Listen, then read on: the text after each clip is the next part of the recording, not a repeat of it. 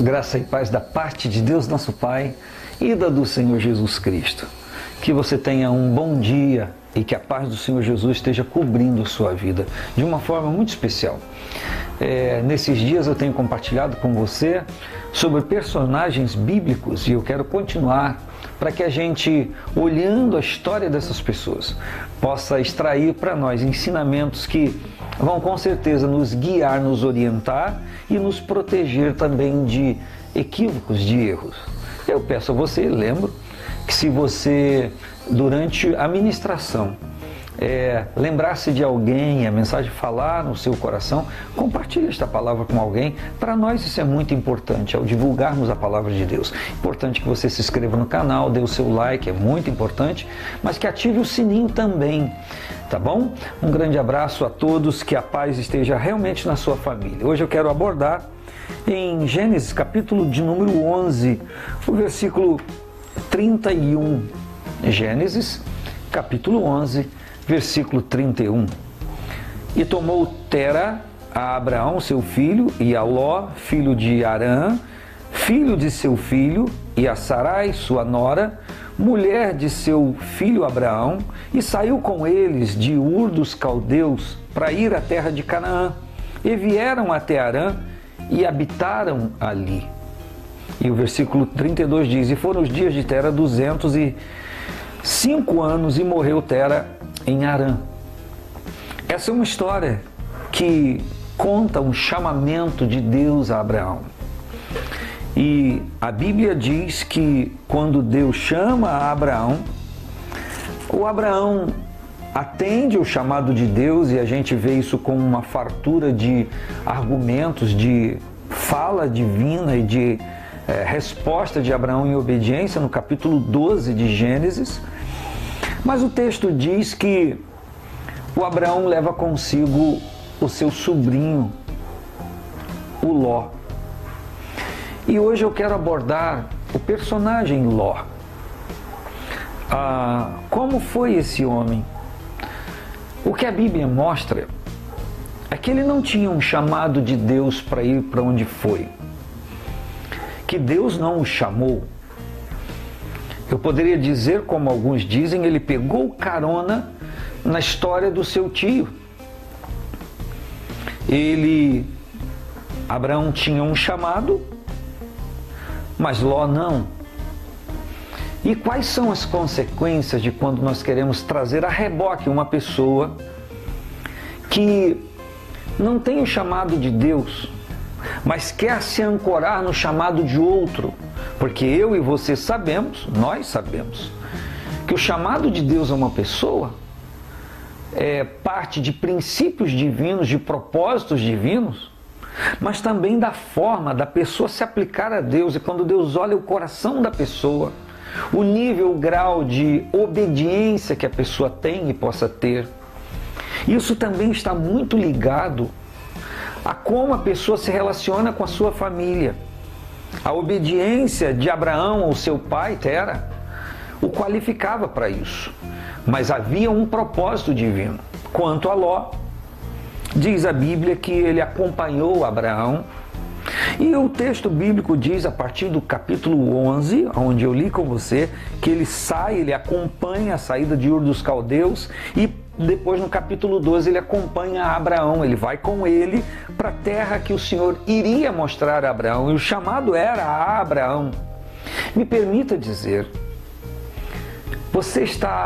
refletir com você, você está trazendo a reboque alguém no seu chamado? Alguém que não foi chamado especificamente por Deus, mas você insiste em dar valor a alguém, ou atribuir responsabilidade, ou tadinho, tadinha, precisa fazer alguma coisa, e você traz a pessoa para fazer aquilo que Deus te confiou a fazer. Isso pode não dar certo.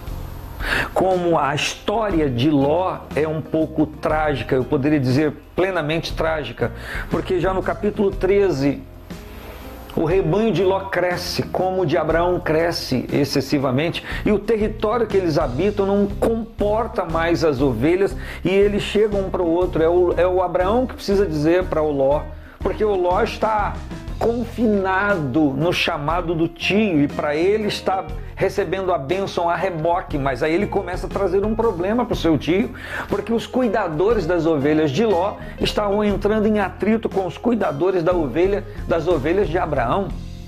E o texto bíblico vai dizer que Abraão diz: olha, você escolhe para a direita ou para a esquerda, onde você for, fica à vontade.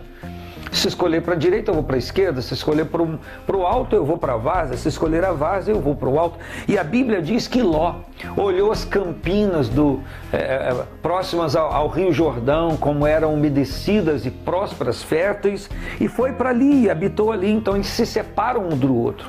E como ele estava habitando próximo à cidade de Sodoma, a Bíblia declara que certa vez houve uma invasão em Sodoma e levaram todas as pessoas, todas as riquezas, e com essa leva de pessoas capturadas foi Ló e também a sua família, os seus bens. E o Abraão teve que levantar um pequeno exército de confederados dele para ir resgatar Ló, que havia sido capturado nessa invasão de Sodoma. Estava ele trazendo problemas para o Abraão. Mas a Bíblia diz que esse homem que habita em Sodoma, um lugar onde ele não deveria estar, uma vez recebeu anjos em sua casa. Anjos não para dizer como você é agradável ao Senhor. Não, não. Anjos para retirá-lo de lá, porque Deus ia destruir a cidade por causa do pecado da cidade. E a palavra diz que Abraão está intercedendo a Deus por Ló, para que Ló não fosse destruído com a cidade. E interessante que ele hospeda anjos em sua casa, mas mesmo assim o coração de Ló continua duro diante da manifestação presencial dos anjos, 2 anjos. E chega um momento em que os anjos dizem: olha, já insistimos demais, escapa-te por tua vida, porque a cidade vai ser destruída. E ao invés desse homem saindo de Sodoma, ir para um lugar que o Senhor havia determinado, que eram os montes, ele escolhe ir para Zoar, que era uma cidade que agradava também a Ló. Mais uma vez, Ló está com seus olhos naturais. Abraão tem um olhar espiritual. Abraão está prestando atenção no chamado de Deus. Ele quer cumprir a palavra de Deus, ele quer cumprir o propósito de Deus, e ele tem a reboque uma pessoa que tem um olhar natural. Muito complicado quem tem um olhar espiritual, um sentimento espiritual, uma reverência a Deus, uma submissão a Deus, andar em aliança de propósito com alguém que não tem, que sempre vai ver as coisas do lado humano, material, rentabilidade, lucratibilidade ou grande lucro. É por isso que no Evangelho existem muitas pessoas depreciando a palavra de Deus, depreciando o Evangelho com a sua própria atitude, que por conta de ver o Evangelho como uma máquina rentável para si, ao invés de ver no Evangelho algo que é uma vara de pescar, uma rede de pescar para tirar pessoas do pecado, para trazê-los para a glória de Deus, estão fazendo um pouco disso, mas querendo pegar os benefícios advindos do Evangelho para a área material. O Ló tinha essa mente, o Ló tinha essa cabeça. E quando a gente vai ler Gênesis 19, eu não quero comentar muito sobre isso, até porque tenho que parar, nós vamos ver a tragédia de Ló e seus filhos, o que aconteceu, o incesto que aconteceu e o problema derivado de tudo isso. Então, esta palavra de alerta para mim, mas para você, para nós, para que se temos um chamado de Deus, não devemos trazer pessoas a reboque que não foram igualmente chamadas pelo Senhor, porque isso pode danificar o cumprimento da nossa missão. E a história bíblica está cheia de eventos assim.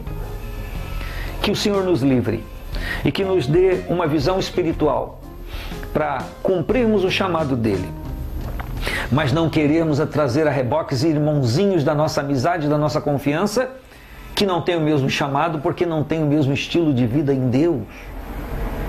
E é Deus que sonda os corações, e é Deus que pesa os espíritos, e é Deus que vê a vida de cada um e conhece o profundo e o escondido, e segundo o texto sagrado, com ele mora a luz. Eu quero orar agora com você. Querido Pai, em nome de Jesus. Sei que o Senhor tem chamado muitas pessoas e continua chamando, ó Deus, para uma missão específica, para um propósito específico, Senhor, e esses propósitos se unindo fazem parte de uma grande missão de resgate da humanidade para aqueles que se deixam salvar e acolhem, Senhor Deus, os teus recursos e os teus livramentos, Senhor. Em nome de Jesus eu oro para que a tua boa mão esteja tocando, Senhor, e trazendo o alerta a cada um que foi chamado pelo Senhor, que seja livre, Senhor, do sentimentalismo, do emocionalismo, de querer trazer para perto quem o Senhor não trouxe, para que isso não danifique, Senhor, a missão que nós estamos imbuídos. Eu quero te agradecer por poder orar e declarar em nome de Jesus Cristo que os nossos olhos se abram para vermos, Senhor, a realidade espiritual que está diante de nós. Por Cristo Jesus, amém e graças a Deus. Que a mão poderosa do Senhor esteja nos tocando e que a gente compreenda que se nós não soubermos agir, quem vai ter prejuízo é o Evangelho e as almas que podem se salvar. Então, pensando nisso, e só nisso, e muito mais nisso, não vamos confundir o nosso chamado, trazendo a reboque pessoas que não foram chamadas. Um grande abraço, paz do Senhor Jesus, amém, e graças a Deus.